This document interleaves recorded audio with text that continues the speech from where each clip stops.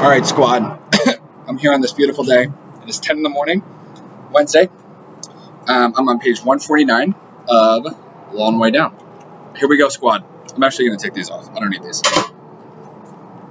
The elevator. A smoke box, gray and thick. Buck and Danny puffed and blew everlasting cigs. Thought when the doors opened, the smoke would rush out, but instead it became a still cloud trapped in a steel cube. Cigarette smoke ain't supposed to be no wool blanket, ain't supposed to be no blizzard, no snowy TV. Smoke, like spirit, can be thick, but ain't supposed to be nothing solid enough to hold me. I fanned and coughed, expecting whoever was waiting to wait for the next one. Who wants to get on an elevator full of smoke? What if it wasn't really full of smoke? Still, who wants to get on an elevator with a kid bugging, swatting and choking on the invisible thick?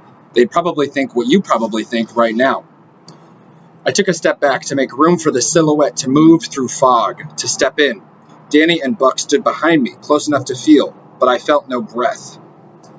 Two large hands, the largest I'd ever seen, rushed through the cloud hard and fast, snatched fistfuls of my shirt, yoking me by the neck, holding me there until the elevator door closed. Could barely breathe already, and could breathe less, and could see nothing behind this blanket of gray. Then in one swift motion, the hands released me and slapped me into a headlock, the kind that Sean used to put me in, the kind that all little brothers hate. I could hear laughing, like being held underwater by playful waves crashing down on my head, laughing me under. How do you tell water ain't nothing funny about drowning? When I was finally let up, I looked for Buck, for Danny, for help. They moved to the corner, chuckling, blurry, puffing away. What the hell? I yelped, one hand on my neck, one hand on my untucked tail. What you reaching for? And why you reaching for it? The asshole who tried to mash the apple in my neck into sauce taunted. Nephew, nephew, nephew, nephew, nephew, he chanted. After all this time, you ain't learned to fight back yet?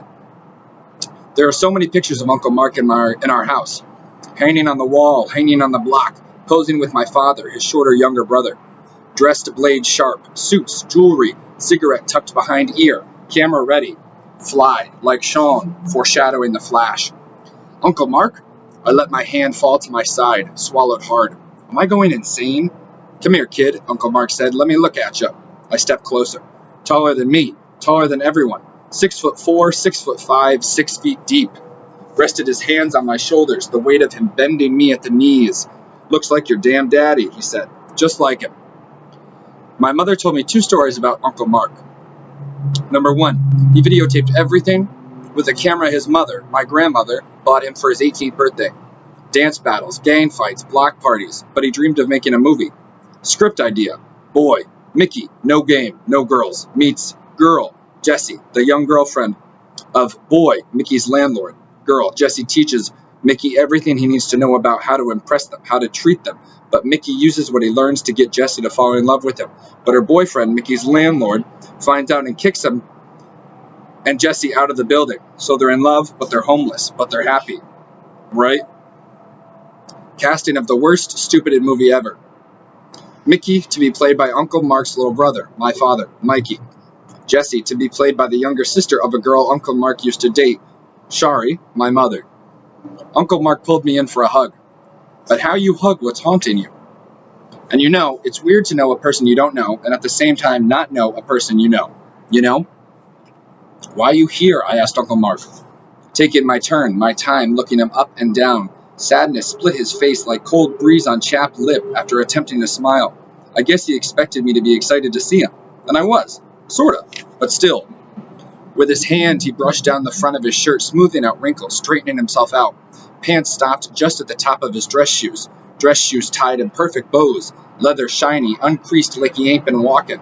Brushed and brushed down his chest, his stomach, down his thighs, then squatting. Dipped a finger in his mouth and scrubbed the toe of his shoe. A smudge not there.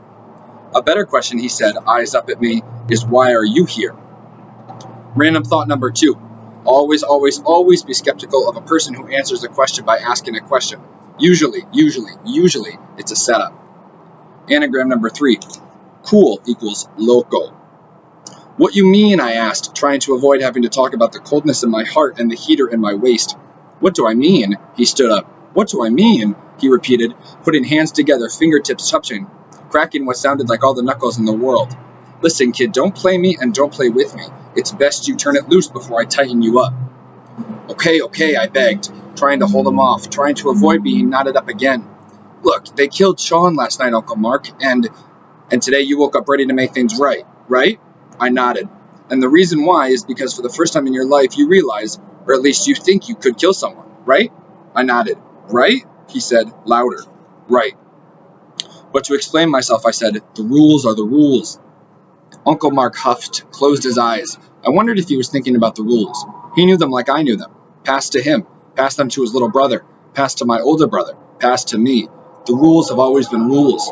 Past, present, future, forever. Uncle Mark squeezed his lips like he was trying to rip them off, then opened his eyes. Okay, Will, he said, all serious. Let's set the scene. What do you mean, set the scene? I mean, let's play it out. How's this whole thing is going to go down? Play it out like a movie, Uncle Mark explained. We'll go back and forth. I'll start from the top. The scene. Will stands over his dead brother Sean, 2 holes in his chest, blood all over the ground. Will takes his mother inside. She cries. He looks for his brother's gun. Will finds the gun. Lies down and thinks about the rules. No prying, no snitching, and always get revenge.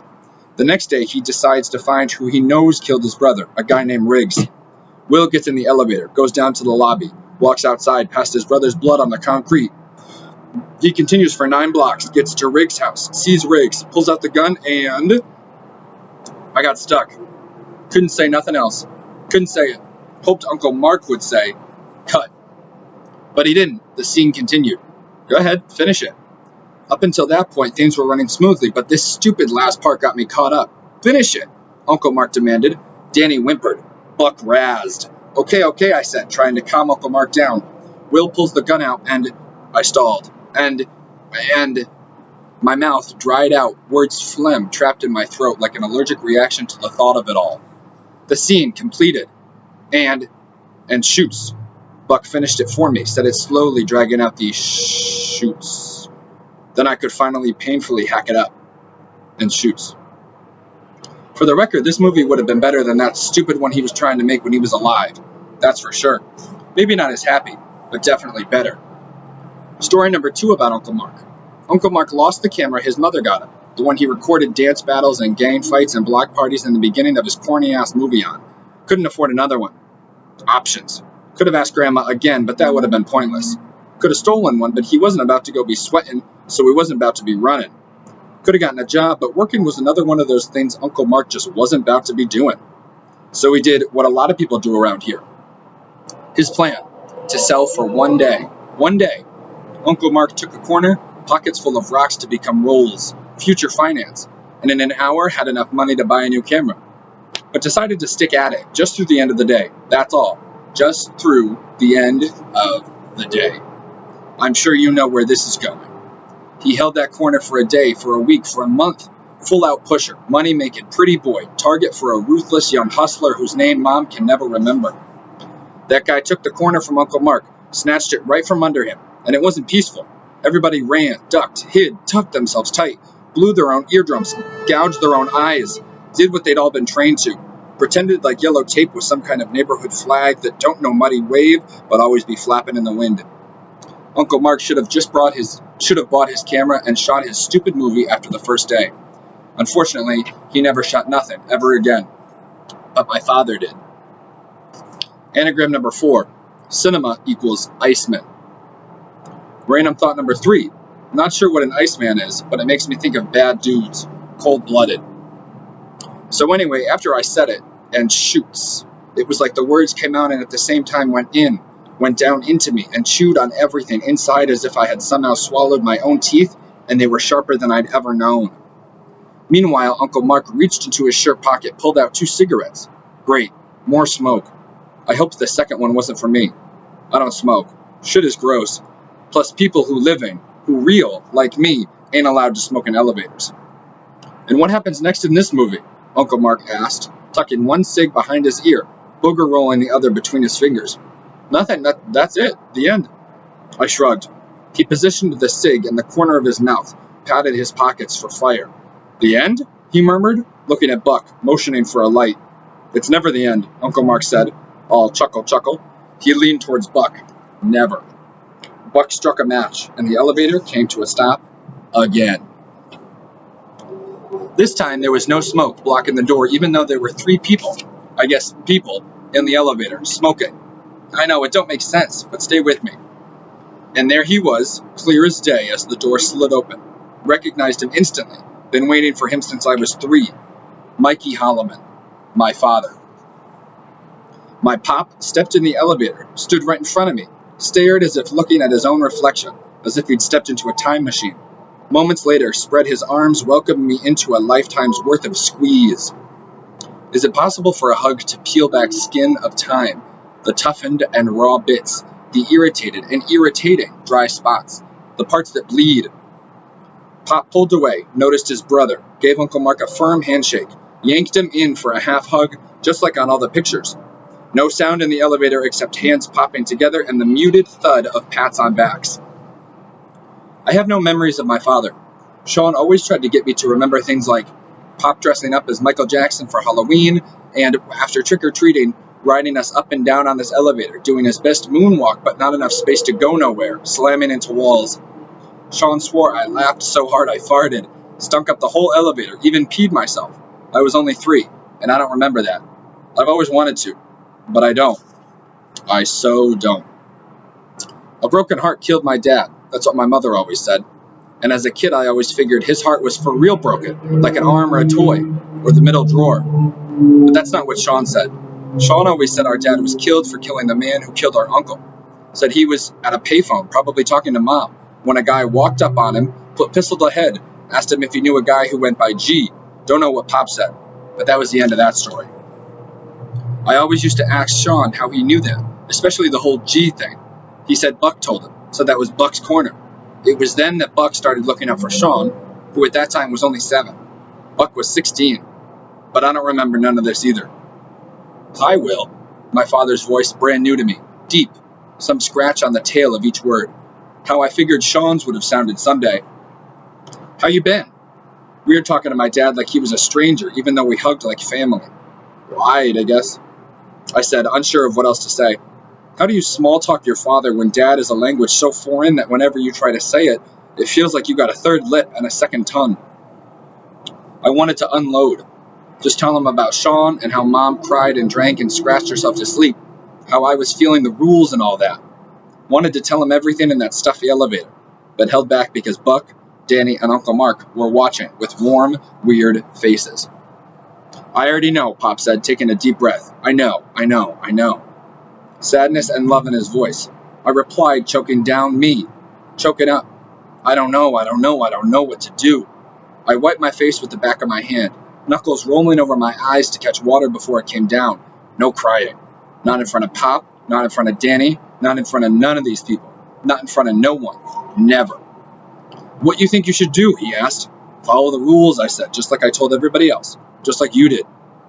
Pop gave Uncle Mark a look when Uncle Mark asked if I had ever heard my father's story. Of course, I said. He was killed at a payphone. Worry washed over Pop's face. Opened his mouth to speak, but changed his mind. Then changed his mind again. That's not the story we're talking about. What you know is how I was killed, Pop explained. But you don't know. You just don't know. When Mark was shot, I was shattered. Shifted, never the same again. Like shards of my own heart, shivving me on the inside, just like your mama told you.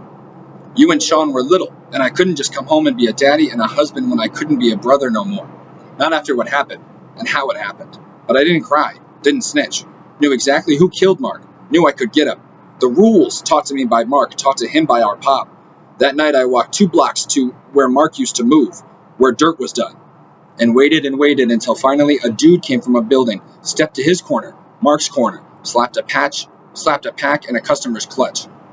Money was exchanged and I knew that was my guy, the guy that shot my brother dead in the street. I made my move, hood over my head, gun from my waist, and by the time he saw me, I was already squeezing. Pop, pop, pop. By the third, he was down, but I gave him one more just because I was angry. So angry. Like something had gotten into me. That something that my Pop said had gotten into him must be what my mom meant by the nighttime. Pop said he took off running so fast his sneakers barely touched concrete. Said he took the long way, turned pistol into poof, turned bang bang into hush hush. When I got home, I took a hot shower, hot enough to burn the skin off my body, he said. Couldn't kiss your mother, couldn't kiss you boys. Good night. Just lay naked in the scummy bathtub, the cold porcelain keeping me from sleep from nightmares. But you did what you had to do, I said, after listening to my father admit what I had already known. The rules are the rules. Uncle Mark and my father looked at me with hollow eyes, dancing somewhere between guilt and grief, which I couldn't make sense of until my father admitted that he had killed the wrong guy. You ain't killed G? I asked, confused. No, I did, Pop confirmed, his voice trembling. But G didn't kill Mark. G was just some young kid trying to be tough, trying to make a few friends, a few bucks. A flunky for the guy who killed Mark, he explained. Then why did you kill him? I asked. I didn't know he wasn't the right guy, Pop said, a tremble in his throat. I was sure that was Mark's killer. Had to be. I leaned against the wall next to Danny, thinking, staring at my father who wasn't my father at all. At least, not like I had imagined him. A man who moved with precision, patience, purpose, not no willy-nilly bucking off randoms at random. Spent my whole damn life missing a misser. That disappointed me. And he stood on the other side of the elevator staring back at me. Wasn't sure what he was thinking. Maybe that I was exactly how he'd imagined. Maybe that disappointed him. Random thought number 4. There's this thing I used to see kids at the playground do with their dads. They'd stand on their father's feet. The dads holding the kids by the arms, walking stiff-legged like zombies. The kids had to trust the fathers to guide them because the fathers could see what was coming. But the kids, holding tight to their dads, moved blindly backward. Then Pop made the first move, a step forward. I made the next. Then he took another. We met in the middle. Again. Dove into each other. This time, the hug, a mix of I miss you and who are you, and I'm confused and I'm cracking and I don't know what the hell to do or where the hell to go. My father's hand gripped my back as I did my best to bury myself in his armpit to get lost in the new and strangely familiar feeling of fatherhood. And that's when it happened. He pulled the gun from my waistband and put it to my head. I freaked out. What are you doing? I shrilled, in shock. What the hell are you doing? Eye to eye, a tear streaming down his face, just one, so it ain't really count. Chest aching like a weight crushing me, biscuit tight against my temple. He cocked it, sounding like a door closing. I called out for help but couldn't see no one. Not Uncle Mark or Danny or Buck or hear them or even smell the dank of tobacco turning to tar. Like it was suddenly just the two of us, me and my dad, both of us apparently losing our minds. Pop stood over me, the gun pressed against the side of my face. It was the first time I ever had one to my head. First time I had been that close to death, to the end, and at the hand of Pop. Pop? Pop! You would think I would be thinking about whether or not he could actually do it since he wasn't real. But the hugs were real, and the gun was real. Weren't no ghost bullets in that clip. Those were real bullets. 15 total, one for every year of my life. My stomach was aching, the quaking world in the bottom of it, and it wasn't long before I could feel myself splitting apart. A warm sensation ran through the lower half of my body, seeping down my leg into my sneakers. Cigarette smoke cut once again this time by the smell of my own piss. Then Pop uncocked the gun, wrapped his arms around me again, squeezed tight like I was some rag doll, stuffed the gun back into my waistband. I screamed, pushed him away, yelled into my throat, stripped until my words became sizzle. Weak, wet, worried about looking like a punk-ass kid. And my father leaned against the wall, staring, chin up, cocky, quiet, while I exploded. And like old times, Uncle Mark came to his side like a brother, pulled the extra cig, the one tucked behind his ear, handed it to my father, chest heaving, eyes on me. He threw the cig into his mouth. Buck took his cue.